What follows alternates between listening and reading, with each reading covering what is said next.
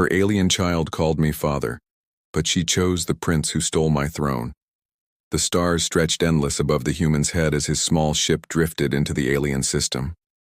He had been many things in his life, soldier, wanderer, survivor, but never had he expected to be here, on a world no human had ever stepped upon. His journey had begun with nothing but a desperate search for safety, yet it ended in the heart of an empire older than the earth itself. The alien world below was alive with colors he could not name, skies that bent strangely, and cities carved into mountains that glowed in the night. For a man of flesh and blood, weak compared to these towering creatures, it felt like stepping into the heart of a legend. The aliens who greeted him at first did not trust him. They looked down at his fragile body, his soft skin, his human breath, and saw weakness. Their armor was bright as burning suns, their eyes sharp like blades. Some laughed at him, others ignored him, but none accepted him. He felt the weight of their stares, the mocking smiles that told him he did not belong. Yet the human did not turn away. He had learned long ago that weakness was only what others saw on the outside. Inside, he carried something the aliens could not measure: will. It was in battle that he first proved himself. When raiders came from the black void beyond the empire, ships burning, weapons tearing through defenses, the aliens rushed to defend their home. The human, though an outsider, stepped forward. Many told him to hide, to stay behind, but he refused. He fought with nothing but courage and a mind sharp enough to outthink stronger foes. Where the aliens relied on strength and speed, he relied on patience and timing. Where they struck with force, he struck with strategy. In the chaos of war, he saved more lives than any had expected. It was his human mind, unbound by the traditions of their people, that turned defeat into victory. The aliens began to whisper his name differently after that day. They no longer called him outsider. They called him strange warrior. They watched him with new eyes, not with laughter, but with thought. Even the queen of the empire took notice. She saw in him not the frailness of a man, but the fire that refused to die. She welcomed him into her court, where he stood among beings far taller and stronger than himself. The halls of the alien palace shimmered with light that seemed alive, walls carved from crystals that held echoes of voices from the past. And there, in that grand place, the human felt the weight of destiny pressing closer. Among those who watched him in the court was a small child. She was not his blood, not even his kind, but she followed him with wide eyes. Her steps were small, her voice soft, and yet she clung to him as though he were something she had lost and found again. She called him father. The first time she spoke the word, it broke the silence around him. He had no family on this world, no claim to the throne, no bond but what he made with his own actions. Yet this child looked up at him with trust as pure as the stars themselves. He did not know why she chose him, but he did not push her away. Slowly, carefully, he let himself become what she saw. The bond between them grew with each passing day. In the halls of crystal, when the court whispered doubts about the human, the child stood by him. She laughed at his strange earth stories, followed him into gardens where alien trees bent under glowing fruit, and held his hand as though it gave her strength.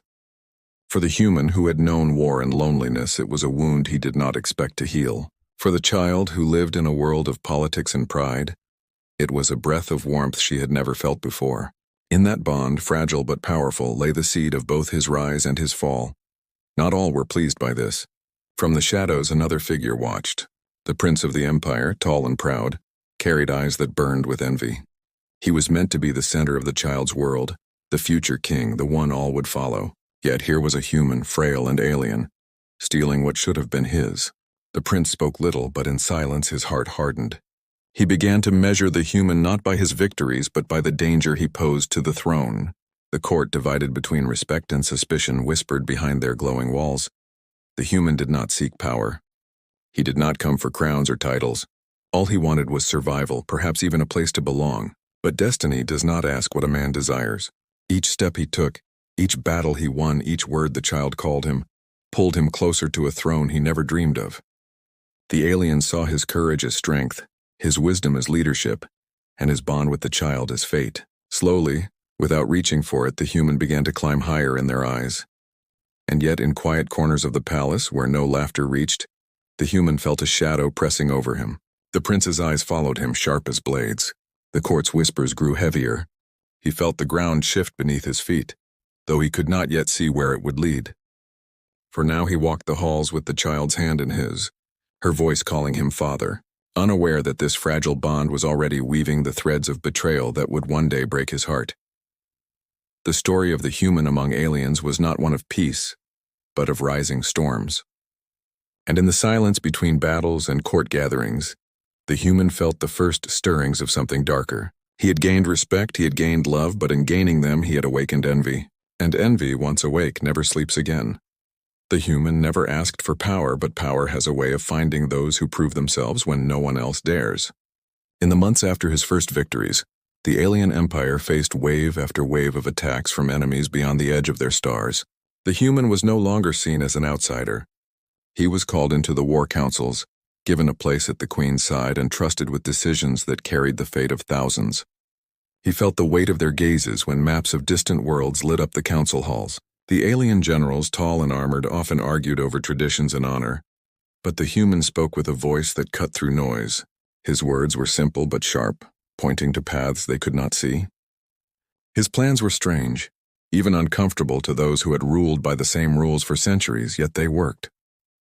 Each victory carried his name, and each world that remained safe was tied to his courage. The child who had chosen him grew beside him, following him even into the council halls. Many nobles whispered that it was unnatural, that she should stand closer to the prince, her blood brother, but she refused. Her eyes only searched for the human when he entered a room. Her small voice called him father even when others frowned. For the human, who had never known the warmth of his own child, her trust was both a gift and a wound. He knew this world was not his, that she belonged to a bloodline older than Earth, but still he could not turn away from the bond they had. She became his anchor in the storm of alien politics. As victories piled up, the people began to chant his name in the streets. To them, he was no longer an outsider. He was the warrior who saved their children, the leader who stood when others fell, the man who dared where others hesitated. Slowly, songs rose in the alien tongue, speaking of him not as human, not as stranger, but as king in all but name. The queen herself, wise and watchful, began to see what the people already knew. The empire needed more than bloodlines. It needed strength. And the strength she saw was not in her son, the prince, but in the human who had already given more than any blood heir. When the crown was finally offered to him, the human did not reach for it. He hesitated, feeling the cold pull of destiny. He had never sought to rule, only to survive. But the voices of the people rose so high that his silence became impossible. The queen stood before him, placing the weight of the empire in his hands, and he bowed his head not in pride, but in reluctant duty. The day of his crowning filled the alien capital with light. Crystals in the palace walls sang with voices of the past as the human stepped forward, cloaked not in silk or jewels but in scars and truth. He felt the eyes of thousands on him, and for a moment he wondered if he was walking into a dream. The child stood beside him that day. Her small hands clapped, her face glowing with joy as she called him father in front of the empire. The sound echoed louder than any crown could. To him, that single word was heavier than the throne itself. He looked down at her, and in her eyes he saw not politics or destiny, but trust. It was that trust that gave him the strength to accept what he had feared. From that moment, he was no longer just a man. He was the king of an empire, not his own. But while the people cheered and the child laughed, the prince's face turned to stone. He stood at the edge of the hall, his eyes dark, his fists clenched. Every cheer for the human was a wound in his pride. Every whisper calling the human king cut deeper than a blade. The bond between the child and the human, displayed openly, burned him with envy. For the prince, it was not just a throne that had been stolen. It was love, loyalty, and the place he believed was his by right. He smiled in public, bowed to tradition, but inside him grew a silence sharper than screams. The human, now king, tried to rule with balance. He did not seek to crush his rivals, but to win them with reason. He spent nights in the council, days among soldiers, and moments of peace with the child who still clung to him. He told her stories of Earth, of seas she had never seen, of skies blue and soft, of fields green and endless. Her laughter filled the cold palace with warmth it had never known. But behind the walls whispers grew. Nobles who once mocked him now feared him. Generals who once doubted him now bent their heads but gritted their teeth. And the prince, always watching, always silent, began to weave his own plans. The human's reign rose quickly. But like all things that climb too fast, shadows gathered around it. In his victories he had won the people. In his kindness he had won the child. In his wisdom he had won the queen's trust. But in winning them, he had awakened an enemy who lived not outside the empire but inside its very blood. The crown on his head was heavy, but the eyes watching him from the dark corners of the court were heavier still. He walked through the crystal halls, the child's laughter echoing behind him, unaware that each step was carrying him closer to a fall written not in war or battle, but in betrayal, waiting silently in the heart of his new family. For now he sat on the throne with honor, a human ruling an alien empire, his rise complete. But in the silence of the prince's gaze, a storm was already beginning to form. The throne had made the human powerful, but power always casts a shadow. In the great halls of the alien empire, whispers carried further than shouts. While the people cheered their new king, many nobles spoke in secret chambers, their voices low, their eyes sharp. They had bent their heads on the day of his crowning, but their pride still bled. To them, a human ruling their world was a wound to honor that time would never heal. And in those shadows the prince listened. He smiled politely in public, bowed before the king, but his heart grew darker each day. The human tried to rule with fairness. He gave justice where others had given cruelty, mercy where others demanded blood. His laws were strange but wise, opening paths the empire had never walked. The common people loved him for it. They filled the streets when he appeared, their cheers rising like fire, but the court, bound by tradition, muttered against him. They said his ways would weaken the empire, that his kindness was weakness, that his reign was an insult to their history. The prince let these whispers grow, feeding them like dry wood to a hidden fire. The child, now older, walked proudly at the king's side. She had grown from a small shadow into a young voice, bold and bright. She still called him father, though now her words carried weight beyond the palace. Her loyalty gave him strength, but it also sharpened the prince's pain. Each time she spoke in the king's defense, the prince felt himself pushed further into silence. Each smile she gave the human was another stone laid upon his heart. The bond that had once been innocent now cut like a blade. The prince began to move carefully. He did not strike openly, for he knew the people would not yet follow him. Instead, he spread doubt. He whispered into the ears of the generals that the human was soft, that he cared more for mercy than victory. He told the nobles that the human sought to erase their traditions and replace them with earth ways. He hinted that the bond between the child and the human was unnatural, that no true heir should stand against her own blood. The whispers spread slowly at first like cracks in stone, but soon they reached every corner of the court. The human heard none of this. He walked through the palace with steady steps, blind to the poison gathering around him. His heart was full of hope, for he believed he had earned trust not just through battle but through love. He saw the prince bow and thought it respect. He saw the court smile and thought it peace. Only the child sensed the storm beneath the silence. She sometimes clung to his hand tighter than before, her eyes uneasy as though she felt a shadow creeping close. But she was young, and when he smiled at her, her fears faded, at least for a time. The first sign came during war. The empire faced raiders once more, and the human led his armies into the stars. But behind him in the capital, the prince spread new lies. He told the people that the king's victories were nothing but luck, that it was alien blood that won wars, not human minds. He promised that when the true heir ruled, glory would return to the empire. The war ended with triumph, but when the human returned, he found cheers quieter than before. Some bowed without warmth, others avoided his gaze. He felt the air shift but could not name why. The queen, old and wise, warned him in private. She told him that envy was more dangerous than any enemy beyond their borders, that bloodline pride was a storm no crown could silence. The human listened but shook his head. He believed that trust could win hearts as easily as war could win battles. He did not see how deep the cracks already ran beneath him.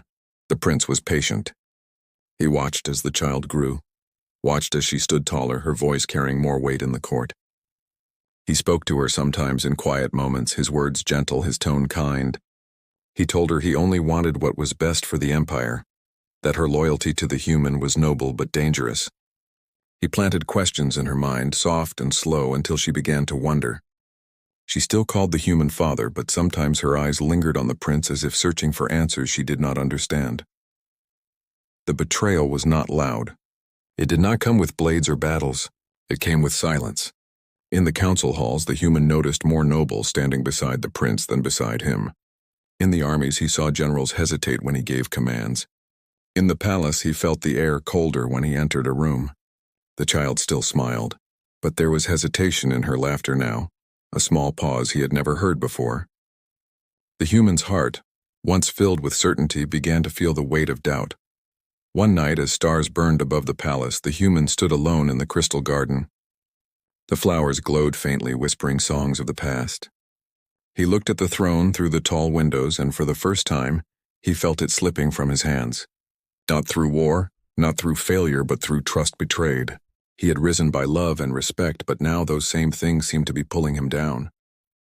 The child he cherished stood between two worlds, the father she had chosen and the prince she was born to. And in her silence he saw the shadow of his end. The human king had once been the heart of the empire's strength, but the silence that grew around him was heavier than any battle he had ever fought. The nobles smiled less. The generals spoke in colder tones, and the court no longer echoed with the same warmth it once did when his name was spoken. He noticed it in the smallest things, the way soldiers lowered their heads without meeting his eyes, the way servants bowed too quickly and hurried away, the way council members whispered among themselves even as he entered the room. The crown sat on his head, but it felt looser than before, as though it was waiting to slip away.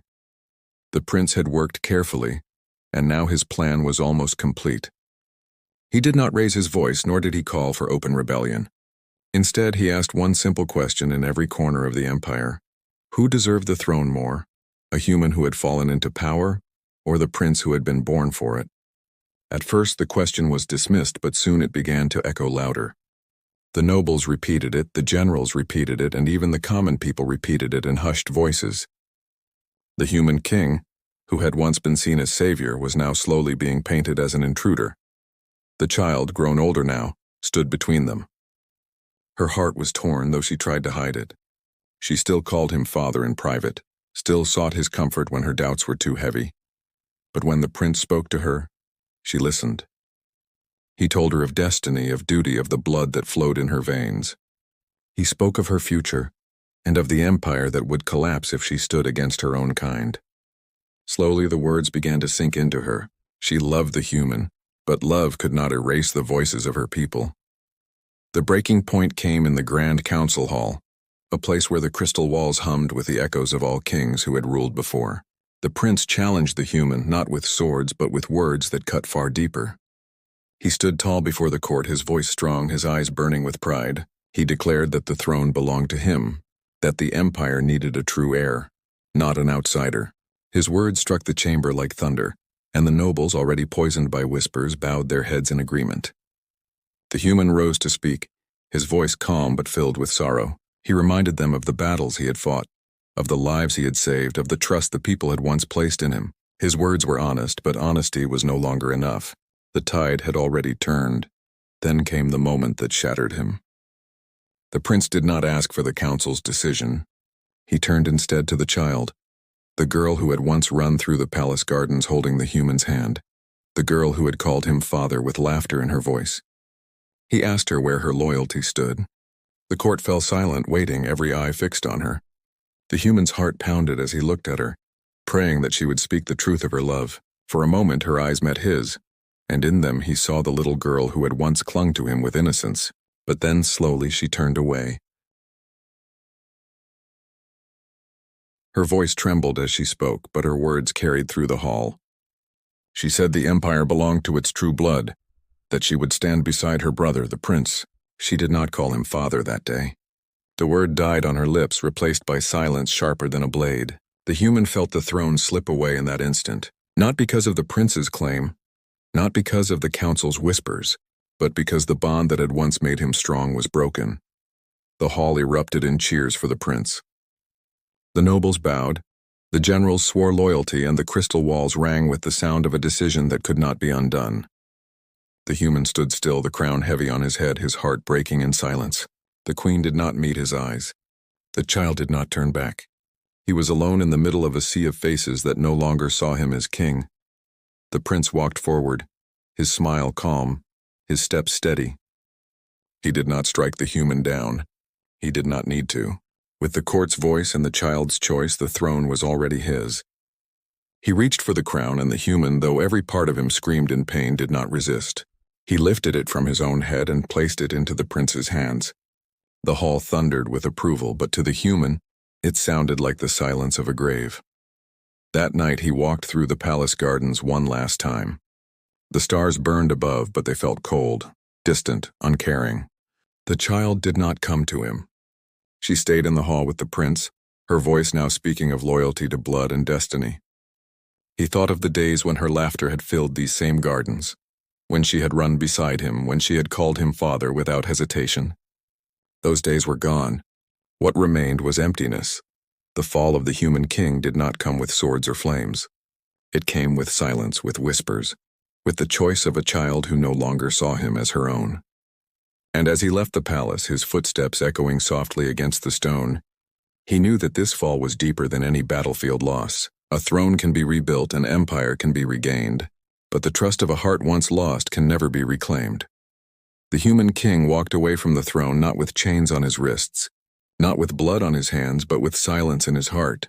The palace that had once shone with laughter and trust now stood behind him like a cage of crystal. He stepped into the night as a man stripped of crown, stripped of honor, stripped even of the word father that had once carried more weight than any title. The stars stretched above him, endless and cold, as if the universe itself had turned its face away. The streets of the capital did not cheer his name anymore.